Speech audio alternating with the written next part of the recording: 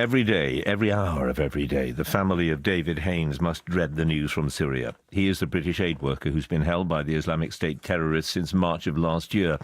And having seen what happened to those two American journalists, they must surely be fearing the worst. David Cameron has repeated that the British policy of not paying a ransom is the right one. We've been talking to a Belgian teacher, Pierre, Piccinin, who was held in Syria for 5 months, and he believes that that policy is a mistake. He was freed along with a journalist from Italy after the Italian government paid a ransom. Mr. Piccinin has been talking to our reporter Mike Thompson about that and his reaction to the murder of the American journalist Stephen Skottoff. I didn't know him personally, but I knew James Foley, his family. I was in contact some months ago when I was free from Syria.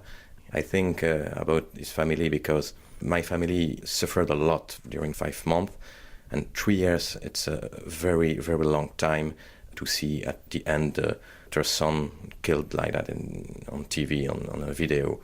How much have hostages like him been on your mind since you gained your freedom? With my Italian colleague, after we came back in Europe, we sought to make perhaps an organization to try to help them. Because, the problem is for some nationality as American one.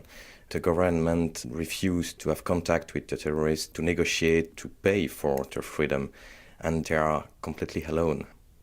Do you think then that other governments who refuse to negotiate with kidnappers, like the British and American governments, do you think they should think again?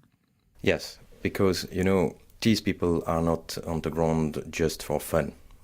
They are on the ground to know exactly what happened, and it's very, very important to be there. You cannot write about Syria from a desk in Brussels or London. It's a very complicated situation. So if the governments refuse to help their citizens who are working to tell the truth to people reading a newspaper, you cannot continue to do your work. But isn't the worry that if more governments do negotiate with kidnappers, whether they pay ransoms, swap prisoners, whatever, it'll simply lead to more people like you being kidnapped? Yeah, that's the risk indeed. Of course, when a government decides to pay, the citizen of that country would be targeted more than other. I think that's true. But what to do? What about Islamic State? Are they people that we really can or should be negotiating with at all? That's another problem, because they don't want money. They don't need money. At the beginning, they received a lot of money from Kuwait, Qatar, Saudi Arabia, and they keep hostage just to make propaganda. So you cannot negotiate with them. Can you tell me which was worse, the torture that you suffered at the hands of the Syrian regime, electric shocks, being beaten on the feet, being beaten on the body, kicked in the kidneys, or the awful months of captivity that you spent in the hands of your kidnappers? I cannot say if something was worse, but my worst moment, I think, certainly not even the torture, but when we were closed in a cellar for 5 days. After 2 months we were hostage in a very small place underground, and all the night and the days it was shelling on the city, and part of the building fall on the ground, and we were quite sure to be buried there. If you had been able to in those worst moments, would you have taken your own life? Personally, not. My friend, yes. I had to try not to sleep some night because he was completely desesperated, and I had to survey him because he clearly spoke with me and decided to finish at a moment.